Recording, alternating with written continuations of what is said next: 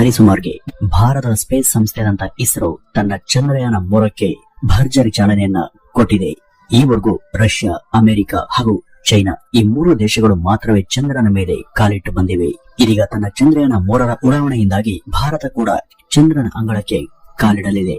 ಈ ಮೂಲಕ ಚಂದ್ರನ ಮೇಲೆ ಕಾಲಿಡುವಂತಹ ವಿಶ್ವದ 4ನೇ ದೇಶವಾಗಿ ಭಾರತ ಗುರುತಿಸಿಕೊಳ್ಳುತ್ತೆ. ವೀಕ್ಷಕರೇ, ಈಗಾಗಲೇ ನಿಮ್ಮಲ್ಲಿ ಅನೇಕರು ನಿನ್ನೆಯ ಚಂದ್ರಮಾನ 3ರ ರಾಕೆಟ್ ಲಾಂಚ್ ಅನ್ನ ಟಿವಿ ಹಾಗೂ ಅಂತರ್ಜಾಲದಲ್ಲಿ ವೀಕ್ಷಿಸಿರಬಹುದು.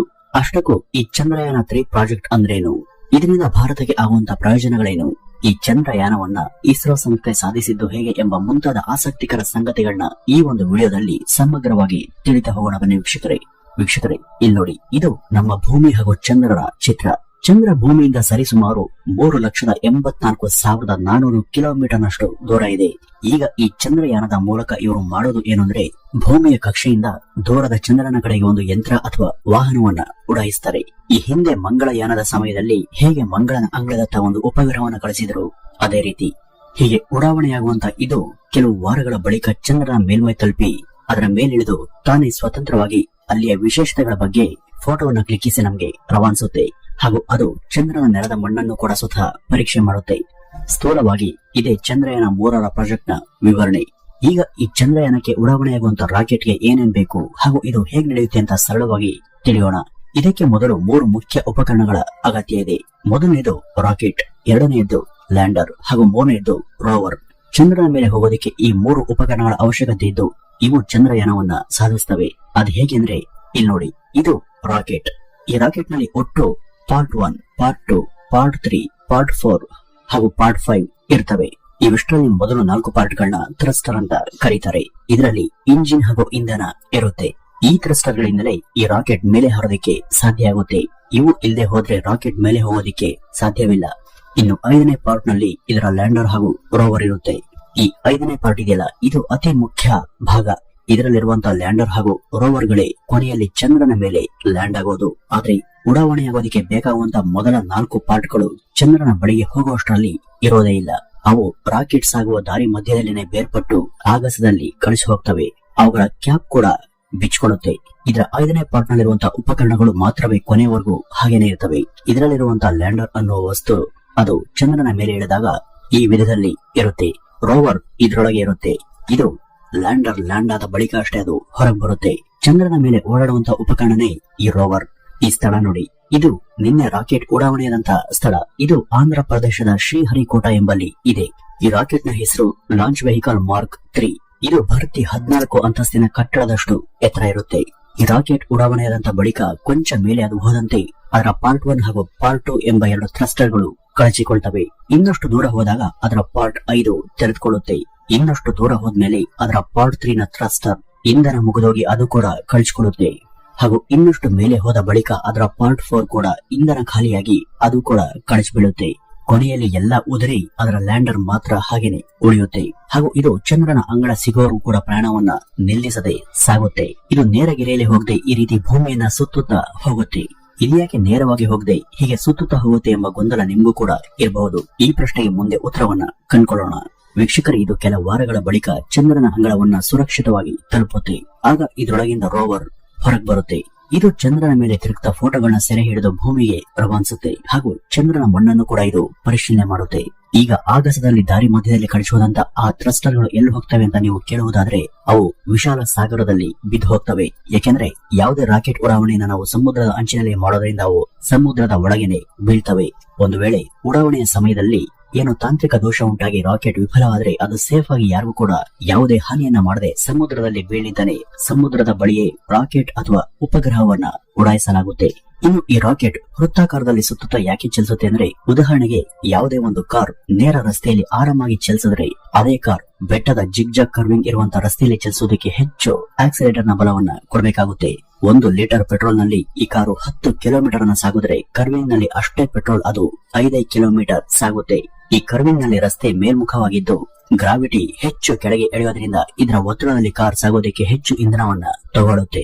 ರಾಕೆಟ್ ಉಡಾವಣೆಯಲ್ಲೂ ಕೂಡ ಇಂಧನ ಉಳಿಸೋದಕ್ಕೆ ಈ ರೀತಿ ವೃತ್ತಾಕಾರದಲ್ಲಿ ಅವು ಚಲಿಸುವಂತೆ ಪ್ರೋಗ್ರಾಮಿಂಗ್ ಮಾಡಲಾಗುತ್ತೆ. ಬರಿಗಣ್ಣಿಗೆ ಅವು ನೇರವಾಗಿ ಮೇಲೇರುತ್ತಾ ಸಾಗುವಂತೆ ಕಾಣ್ತವಾದ್ರೂ ವಾಸ್ತವವಾಗಿ ಅವು ನೇರ ರೂಟ್ ನಲ್ಲಿ ಚಲಿಸೋದಿಲ್ಲ. ಅವು ವೃತ್ತಾಕಾರದಲ್ಲಿಯೇ ಚಲಿಸ್ತವೆ. ಒಂದು ಸಲ ಅವು ಭೂಮಿಯ ಗುರುತ್ವವನ್ನು ದಾಟಿ ಚಂದ್ರನ ಗುರುತ್ವಕ್ಕೆ ಸಿಲುಕಿದರೆ ಚಂದ್ರನ ಗುರುತ್ವದ ಪ್ರಭಾವಕ್ಕೆ ತಿರುಗೋದಿಕ್ಕೆ ಶುರು ಮಾಡ್ತವೆ. ಇವು ಚಂದ್ರನ ಬಳಿಗೆ ನೇರವಾಗಿ ಕೂಡ ಹೋಗಬಹುದು, ಆದ್ರೆ ಅದಕ್ಕೆ ಹೆಚ್ಚು ಇಂಧನ ಬೇಕು. ಇದಕ್ಕೆ ರಾಕೆಟ್ ನ ಗಾತ್ರವು ಕೂಡ ಇನ್ನಷ್ಟು ದೊಡ್ಡದಿರಬೇಕು. ಆಗ ಅದರ ಭಾರ ಹೆಚ್ಚಾಗುತ್ತೆ. ಅದರ ಸಾಮಗ್ರಿಗೆ ಖರ್ಚಾಗುವಂತಹ ಹಣದ ಮೊತ್ತ ಕೂಡ ಹೆಚ್ಚು. ಹಣವನ್ನು ಉಳಿಸುವಂತ ಒಂದೇ ಸರಳ ಮಾರ್ಗವಾಗಿ ಈ ರೀತಿಯವು ವೃತ್ತಾಕಾರದಲ್ಲಿ ಸುತ್ತುತ್ತಾ ಹೋಗುವಂತೆ ಪ್ರೋಗ್ರಾಮಿಂಗ್ ಅನ್ನ ಮಾಡಲಾಗುತ್ತೆ ಅಷ್ಟೇ. ಇಲ್ಲಿ ರಾಕೆಟ್ ಉಡಾವಣೆಯನ್ನು ಆಗುತ್ತೆ, ಆದ್ರೆ ಅದು ಚಂದ್ರನ ಅಂಗಳದ ಮೇಲೆ ಇಳಿಯುವ ಭಾಗನೇ ಅತ್ಯಂತ ಪ್ರಮುಖವಾದದ್ದು. ಕಾರಣ ಈ ಹಿಂದೆ ಜಪಾನ್ ಹಾಗೂ ಇಸ್ರೇಲ್ ದೇಶಗಳ ರಾಕೆಟ್ಗಳು ಹೀಗೆ ಚಂದ್ರನ ಮೇಲೆ ಲ್ಯಾಂಡ್ ಆಗುವಂತಹ ಸಂದರ್ಭದಲ್ಲಿನೇ ಫೇಲ್ ಆಗಿವೆ. ಜುಲೈ 14ರಂದು ಮಧ್ಯಾಹ್ನ 2:35ಕ್ಕೆ ರಾಕೆಟ್ ಲಾಂಚ್ ಆಯಿತು. ಇದು ತನ್ನ ಯಾನವನ್ನ ಕವರ್ ಮಾಡೋದಕ್ಕೆ 45 ರಿಂದ 48 ದಿನಗಳ ಅವಧಿ ಬೇಕು. ಇದು ಆಗಸ್ಟ್ 23 ಅಥವಾ 24ನೇ ತಾರೀಕು ಬಹುಮಟ್ಟಿಗೆ ಚಂದ್ರನ ಅಂಗಳಕ್ಕೆ ತಲುಪುವಂತಹ ಸಂಭವ ಇದೆ.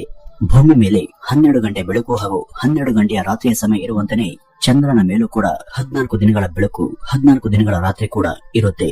ಈಗ ನಮ್ಮ ರೋವರ್ ಚಂದ್ರನ ಮೇಲೆ ಹಗಲಲ್ಲಿರುವ ಸಮಯದಲ್ಲಿಯೇ ತಾನು ಸೇಫ್ ಆಗಿ ಲ್ಯಾಂಡ್ ಆಗಬೇಕು. ಈಗ ಇಷ್ಟಕ್ಕೂ ಈ ಚಂದ್ರಯಾನದ ಅಗತ್ಯವಾದರೂ ಏನು, ಇದ್ಯಾಕೆ ಬೇಕು ಎನ್ನುವುದಾದ್ರೆ ಪರ್ಯಟನೆ ಅಥವಾ ಅನ್ವೇಷಣೆಯಿಂದನೇ ನಮ್ಮ ವಿಜ್ಞಾನ ಹಾಗೂ ವಿಚಾರ ಲಹರಿ ಎಷ್ಟು ಬೆಳೆಯೋದಿಕ್ಕೆ ವಿಕಾಸಗೊಳ್ಳೋದಿಕ್ಕೆ ಕಾರಣ. ಮನುಷ್ಯ ಒಂದು ಸ್ಥಳದಿಂದ ಬೇರೊಂದು ಸ್ಥಳಕ್ಕೆ ಹುಡುಕ್ತಾ ಹೊರಟಾಗ್ಲೇ ಅವನಿಗೆ ಜಗತ್ತಿನ ವೈಶಾಲ್ಯತೆ ಗೊತ್ತಾಗೋದು. ಇದೇ ರೀತಿ ಪರ್ಯಟನೆ ಕೈಗೊಂಡಿದ್ದಕ್ಕೆಲೆ ಕೊಲಂಬಸ್ ಎಂಬ ನಾವಿಕನಿಗೆ ಅಮೆರಿಕ ಎಂಬ ಖಂಡದ ಇರುವಿಕೆ ಗೊತ್ತಾಗಿದ್ದು, ವಾಸ್ಕೋಡಿಗಾಮ ತರಹದ ನಾವಿಕರಿಗೆ ಭಾರತದಂತಹ ಸಮೃದ್ಧ ದೇಶ ಪರಿಚಯ ಆಗಿದ್ದು, ಚಂದ್ರ ಹಾಗೂ ಸೂರ್ಯರ ಅಸ್ತಿತ್ವದ ಬಗ್ಗೆ ಮತ್ತು ಭೂಮಿಯ ಅನೇಕ ಕಡೆ ಇಂಧನದ ನಿಕ್ಷೇಪ ಇದೆ ಅಂತ ಮಾನವ ಅರ್ತಿದ್ದು ಕೂಡ ಈ ಮೂಲಕನೇ. ಹೊಸ ಸ್ಥಳಗಳ ಎಕ್ಸ್ಪ್ಲೋರೇಷನ್ ಇಂದಾಗಿ ಈವರೆಗೂ ಮಹತ್ತರವಾದಂತಹ ಆವಿಷ್ಕಾರಗಳು ಸುಧಾರಣೆಗಳು ಜರುಗಿವೆ. ವೀಕ್ಷಕರೇ, 1950ರವರೆಗೂ ಮಾನವ ಭೂಮಿಯನ್ನಷ್ಟೇ ಎಕ್ಸ್ಪ್ಲೋರ್ ಮಾಡಿದ. ತದನಂತರ ಆತನ ಆಸಕ್ತಿ ಭೂಮಿಯ ಆಚೆಗೂ ಹೋಯಿತು. ಈ ಯೋಚನೆ ಬಂದದ್ದೇ ತಡ ಅವನು ಉಪಗ್ರಹವನ್ನು ತಯಾರಿಸಿ ಗಗನಕ್ಕೆ ಹಾರಿಸಿದ. ಬಳಿಕ ನಾಯಿ ಮುಂತಾದ ಜೀವಿಗಳನ್ನ ಅಲ್ಲಿಗೆ ಕಳುಹಿಸಿದ. ಆಮೇಲೆ ಮಾನವರು ಕೂಡ ಚಂದ್ರನ ಮೇಲೆ ಹೋಗಿ ಬಂದ್ರು. ಈವರೆಗೂ ಇದನ್ನ ಅಮೆರಿಕ ಹಾಗೂ ರಷ್ಯಾ ದೇಶಗಳು ಮಾತ್ರನೇ ಇಂತಹ ಸಾಹಸಗಳನ್ನ ಕೈಗೊಂಡಿದ್ರು. ವಿಶ್ವದ ಇತರ ದೇಶಗಳ ಈ ಹೊಸ ಬಗೆಯ ಪ್ರಯತ್ನಗಳು ಭಾರತದ ಮೇಲೂ ಕೂಡ ಪರಿಣಾಮವನ್ನ ಬೀರಿದ್ವು. ಭಾರತ ಸರ್ಕಾರ ಕೂಡ ತಾನು ಇಂತಹ ಪ್ರಯತ್ನಗಳಲ್ಲಿ ಭಾಗಿಯಾಗಬೇಕು ಅಂತ ಬಯಸ್ತು. ನಮ್ಮಲ್ಲೂ ಕೂಡ ಸ್ಪೇಸ್ ಜ್ಞಾನ ಇರುವಂತಹ ಅನೇಕ ವಿದ್ವಾಂಸರಿದ್ದಾರೆ. ಅವರನ್ನ ಪ್ರೋತ್ಸಾಹಿಸಿದರೆ ಇಲ್ಲೂ ಕೂಡ ಇಂತಹ ಪ್ರಯತ್ನಗಳು ಸಾಧ್ಯವೆಂಬ ಆಶಾಭಾವನೆ ನಮ್ಮ ಸರ್ಕಾರಕ್ಕೆ ಬರುತ್ತೆ. 1960-70ರ ಸಮಯದಲ್ಲಿ ಅಮೆರಿಕ ಹಾಗೂ ರಷ್ಯಾ ದೇಶಗಳು ಮಾತ್ರ ಕೇವಲ ತಮ್ಮ ಸ್ವಪ್ರತಿಷ್ಠೆಯ ಪ್ರದರ್ಶನಕ್ಕಾಗಿ ಇಂತಹ ಸ್ಪೇಸ್ ಎಕ್ಸ್ಪ್ಲೋರೇಷನ್ ಗಳನ್ನ ನಡೆಸಿದ್ವು. ಆದರೆ ಭಾರತ ಇದರ ಹೊರತಾಗಿ ಇಂತಹ ಪ್ರಯತ್ನಗಳನ್ನ ನಡೆಸಿತ್ತು. ಅದು ಕೇವಲ ಬಿಲ್ಡಪ್ ಅಥವಾ ತೋರಿಕೆಗಾಗಿ ನೂರಾರು ಕೋಟಿ ರೂಪಾಯಿಗಳ ಜನರ ತೆರಿಗೆ ಹಣವನ್ನು ಇದಕ್ಕೆ ವಿನಿಯೋಗಿಸೋದಕ್ಕೆ ಇಷ್ಟಪಡಲಿಲ್ಲ. ಇಲ್ಲಿ ನಡೆಯುವಂತಹ ಸ್ಪೇಸ್ ರಿಸರ್ಚ್ಗಳು ದೇಶಕ್ಕೆ ಹಾಗೂ ಅದರ ಭವಿಷ್ಯಕ್ಕೆ ಪೂರಕವೂ ಸಹಾಯಕವೂ ಆಗಬೇಕು ಅಂತ ಭಾರತ ಚಿಂತಿಸಿತ್ತು. ಅದರ ಫಲನೇ ನಮ್ಮ ಹೆಮ್ಮೆಯ ಇಸ್ರೋ ಸಂಸ್ಥೆಯ ಜನನ. ಇಸ್ರೋ ಅಂದ್ರೆ ಇಂಡಿಯನ್ ಸ್ಪೇಸ್ ರಿಸರ್ಚ್ ಇನ್ಸ್ಟಿಟ್ಯೂಟ್. ಈ ಸಂಸ್ಥೆಯ ಮೂಲಕ ಅನುಕೂಲಕರವಾದಂತಹ ಸ್ಪೇಸ್ ರಿಸರ್ಚ್ ಹಾಗೂ ಸಂಶೋಧನೆಗಳನ್ನ ನಡೆಸಿ ಇದರ ಟೆಕ್ನಾಲಜಿ ಸಾಮಾನ್ಯ ಜನರಿಗೂ ಕೂಡ ತಲುಪುವಂತೆ ಮಾಡುವುದೇ ಇದರ ಮುಖ್ಯ ಗುರಿಯಾಗಿತ್ತು. ಅಮೆರಿಕದ ನಾಸಾ ಕೇಂದ್ರ ಒಂದು ರಾಕೆಟ್ ಲಾಂಚ್ಗೆ ಸಾವಿರಾರು ಕೋಟಿ ರೂಪಾಯಿಗಳನ್ನ ವ್ಯಯ ಮಾಡಿದ್ರೆ, ಅದೇ ಸೇಮ್ ಪ್ರಾಜೆಕ್ಟ್ಗೆ ಭಾರತದ ಇಸ್ರೋ ಸುರಿಯುವಂತಹ ಹಣ ಕೇವಲ 500 ರಿಂದ 600 ಕೋಟಿ ಮಾತ್ರ. ಅಂದ್ರೆ ಇಲ್ಲಿ ಒಂದೇ ರೀತಿಯ ಕೆಲಸಕ್ಕೆ ನಾಸಾ ಖರ್ಚು ಮಾಡುವಂತಹ ಹಣದಲ್ಲಿ ಕೇವಲ 10% ಹಣವನ್ನ ಮಾತ್ರ ಭಾರತದ ಇಸ್ರೋ ಖರ್ಚು ಮಾಡಿ ಯಶಸ್ವಿಯಾಗುತ್ತೆ. ಇವತ್ತು ಇಡೀ ವಿಶ್ವದಲ್ಲಿ ನಮ್ಮ ಇಸ್ರೋ ಮಾತ್ರವೇ ಅತ್ಯಲ್ಪ ಖರ್ಚಿನಲ್ಲಿ ಸ್ಪೇಸ್ ರಿಸರ್ಚ್ ಹಾಗೂ ರಾಕೆಟ್ ಲಾಂಚ್ ಅನ್ನ ಕೈಗೊಳ್ಳುತ್ತೆ. ಆದ್ದರಿಂದ ಅನೇಕ ವಿದೇಶಿ ಸಂಸ್ಥೆಗಳು ರಾಕೆಟ್ ಲಾಂಚ್ ಗಾಗಿ ಇಸ್ರೋದ ಬಳಿ ಬರ್ತವೆ ಹಾಗೂ ಇಸ್ರೋ ಪ್ರತಿ ಟೆಕ್ನಾಲಜಿಯನ್ನ ತಾನೇ ಸ್ವತಃ ಸಂಶೋಧನೆ ಮಾಡುತ್ತೆ. ಇದಕ್ಕಾಗಿ ಇದು ಇತರರ ಮೇಲೆ ಅವಲಂಬಿತವಾಗುವುದಿಲ್ಲ. ವೀಕ್ಷಕರೇ, ಈ ರೀತಿ ಇಸ್ರೋ ಈವರೆಗೂ ಎಷ್ಟು ಯಶಸ್ವಿ ಪ್ರೋಗ್ರಾಂಗಳನ್ನ ಕೈಗೊಂಡು ಜಗತ್ತನ್ನೇ ಬೆರಗುಗೊಳಿಸಿದೆ. ಈವರೆಗೂ ಇಸ್ರೋ ಕೇವಲ ಅಂತರಿಕ್ಷವನ್ನಷ್ಟೇ ತಾನು ಎಕ್ಸ್ಪ್ಲೋರ್ ಮಾಡಿತ್ತು. ಈಗ ಅದರ ಗಮನ ಚಂದ್ರ, ಮಂಗಳ ಹಾಗೂ ನಮ್ಮ ಸೌರ ವ್ಯೂಹದ ಇತರ ಗ್ರಹಗಳ ಮೇಲೂ ಕೂಡ ಬಂದಿದೆ. ಸೌರ ವ್ಯೂಹದಲ್ಲಿ ನಮಗೆ ಅತ್ಯಂತ ಹತ್ತಿರ ಇರುವಂತಹ ಮುಖ್ಯ ಗ್ರಹ ಅಂದ್ರೆ ಅದು ಚಂದ್ರ. ಚಂದ್ರನ ವಾತಾವರಣ, ಮಣ್ಣು, ಸರ್ಫೇಸ್ ಗಾತ್ರ ಇವೆಲ್ಲ ನಮ್ಮ ಭೂಮಿಗೆ ಹೆಚ್ಚು ಹೋಲುತ್ತೆ. ಹೀಗಾಗಿ ಇಸ್ರೋ ಚಂದ್ರಯಾನದ ಮೇಲೆ ಆಸಕ್ತಿಯನ್ನ ತೋರ್ತಿದೆ. ಇದು ಚಂದ್ರಯಾನವನ್ನ ಮೊದಲು ಕೈಗೊಂಡದ್ದು 2008ರಲ್ಲಿ. ಈ ಒಂದು ಪ್ರೋಗ್ರಾಂ ಮಧ್ಯೆ ಏನಾಗಿತ್ತು ಅಂದ್ರೆ, ಇಸ್ರೋ ಸಂಸ್ಥೆ ಉಪಗ್ರಹವೊಂದನ್ನ ಇಲ್ಲಿಂದ ಉಡಾಯಿಸಿ ಚಂದ್ರನ ಮೇಲ್ಮೈ ತಲುಪುವಂತೆ ಮಾಡಿ ಅದರ ಸುತ್ತ ಆರ್ಬಿಟ್ ನಲ್ಲಿ ಅದು ತಿರುಗುವಂತೆ ಮಾಡಿ ಚಂದ್ರನ ಪದರದಲ್ಲಿ ಸಿಗುವ ಯುರೇನಿಯಂ, ಐರನ್ ಮುಂತಾದ ಅಗತ್ಯ ಧಾತುಗಳನ್ನ ಸ್ಕ್ಯಾನ್ ಮಾಡುವ ಮೂಲಕ ಪರಿಶೀಲಿಸುವುದಾಗಿತ್ತು. ಇದಕ್ಕೆ ಬಳಕೆಯಾದ ಉಪಗ್ರಹದ ಹೆಸರು ಮೂನ್ ಇಂಪ್ಯಾಕ್ಟ್ ಪ್ರೋಬ್. ಆಗ ಅಬ್ದುಲ್ ಕಲಾಂ ರವರು ಈ ಉಪಗ್ರಹದ ಮೇಲೆ ಕೇವಲ ಇಸ್ರೋ ಬದಲಿಗೆ ಅದರ ಮೇಲೆ ಭಾರತದ ತ್ರಿವರ್ಣ ಧ್ವಜದ ಗುರುತು ಭಾರತ ಎಂಬ ಹೆಸರು ಕೂಡ ಇರಬೇಕು ಅಂತ ಸೂಚಿಸಿದ್ರು. ಅವರ ಸೂಚನೆಯ ಮೇರೆಗೆ ಆ ವ್ಯವಸ್ಥೆಯನ್ನ ಮಾಡಿ ಆ ಉಪಗ್ರಹವನ್ನ ಚಂದ್ರನ ಮೇಲ್ಮೈಗೆ ಹಾರಿಸಲಾಯಿತು. ಈ ಪ್ರಾಜೆಕ್ಟ್ ನ ಎಲ್ಲ ಗುರಿಗಳನ್ನು ಕೂಡ ಇಸ್ರೋ ಯಶಸ್ವಿಯಾಗಿ ನೆರವೇರಿಸಿತ್ತು. ಈ ಒಂದು ಪ್ರಾಜೆಕ್ಟ್ ನಿಂದನೇ ಚಂದ್ರನ ಮೇಲೆ ಅಲ್ಲಲ್ಲಿ ನೀರಿನ ನಿಕ್ಷೇಪ ಇದೆ ಎಂಬ ಸಂಗತಿ ಗೊತ್ತಾಗಿದ್ದು. ಈವರೆಗೂ ಕೂಡ ಯಾರಿಗೂ ಈ ಬಗ್ಗೆ ಖಚಿತತೆ ಇರಲಿಲ್ಲ. ಆದ್ರೆ ಜಗತ್ತಿಗಿದ್ದಂತ ಈ ಒಂದು ದೊಡ್ಡ ಗೊಂದಲವನ್ನ ಭಾರತದ ಇಸ್ರೋ ತನ್ನ ಯಾನದ ಮೂಲಕನೇ ಕನ್ಫರ್ಮ್ ಮಾಡಿಕೊಟ್ಟಿತ್ತು. ಒಂದಷ್ಟು ದಿನಗಳ ಕಾಲ ಚಂದ್ರನ ಕುರಿತಂತೆ ಅನೇಕ ಮಾಹಿತಿಗಳನ್ನ ಯಶಸ್ವಿಯಾಗಿ ರವಾನಿಸಿದಂತ ಈ ಒಂದು ಉಪಗ್ರಹ ನಂತರ ವಿಫಲಗೊಳ್ಳುತ್ತೆ. ಆದ್ರೂ ಕೂಡ ಅದು ತಾನು ಫೇಲ್ ಆಗುವ ಮುನ್ನ 95% ರಷ್ಟು ಕೆಲಸವನ್ನ ಮಾಡಿನೇ ಮುಗಿಸಿತ್ತು. ವಾಸ್ತವವಾಗಿ ಇಂಥ ಒಂದು ಉಪಗ್ರಹ 2 ವರ್ಷಗಳವರೆಗೂ ನಿರಂತರವಾಗಿ ಕೆಲಸ ಮಾಡಬೇಕು. ಆದ್ರೆ ಅದ್ರ ಮೇಲೆ ಸೂರ್ಯನ ಬೆಳಕಿನ ಶಾಖದ ಒತ್ತಡ ಅತಿಯಾಗಿ ಬೀರೋದ್ರಿಂದ ಅದು ಕೆಲಸವನ್ನ ನಿಲ್ಲಿಸಿತ್ತು. ಈ ಉಪಗ್ರಹ ಈಗಲೂ ಕೂಡ ಚಂದ್ರನ ಸುತ್ತ ಸುತ್ತುತ್ತಲೇ ಇದೆ. ಆದ್ರೆ ಅದರ ಸಂಪರ್ಕ ಇಸ್ರೋ ಜೊತೆ ತುಂಡಾಗಿದ್ರು ಕೂಡ ಅದು ಒಂದಲ್ಲ ಒಂದು ದಿನ ಚಂದ್ರನ ಮೇಲೆ ಬಿದ್ದು ಕ್ರಾಶ್ ಆಗೋದು ನಿಶ್ಚಿತ. ಈ ಒಂದು ಪ್ರಾಜೆಕ್ಟ್ ನ ಬಳಿಕ ಇಸ್ರೋ ಚಂದ್ರಯಾನ 2 ಎಂಬ ಹೊಸ ಪ್ರೋಗ್ರಾಂಗೆ ಚಾಲನೆ ಕೊಡ್ತು. ಈಗ ಲಾಂಚ್ ಆದಂತಹ ಚಂದ್ರಯಾನ 3 ಹಾಗೂ ಕಳೆದ ಸಲದ ಚಂದ್ರಯಾನ 2 ಎಂಬ ಈ 2 ಪ್ರಾಜೆಕ್ಟ್ಗಳು ಕೂಡ ಒಂದೇ. ಕಾರಣ ಆಗ ಚಂದ್ರಯಾನ 2 ಕಾರಣಾಂತರಗಳಿಂದ ವಿಫಲಗೊಂಡಿತ್ತು. ಈಗ ಅದನ್ನೇ ಚಂದ್ರಯಾನ 3 ಎಂಬ ಹೆಸರಲ್ಲಿ ಮರುಚಾಲನೆ ಕೊಟ್ಟಿದ್ದಾರೆ. ಇಲ್ಲಿ ಇರುವಂತಹ ಒಂದೇ ಒಂದು ವ್ಯತ್ಯಾಸ ಏನು ಅಂದ್ರೆ ಚಂದ್ರಯಾನ 3 ನಲ್ಲಿ ಚಂದ್ರನ ಸುತ್ತ ಸುತ್ತುವ ಹೊಸ ಉಪಗ್ರಹ ಯಾವುದೂ ಇಲ್ಲ.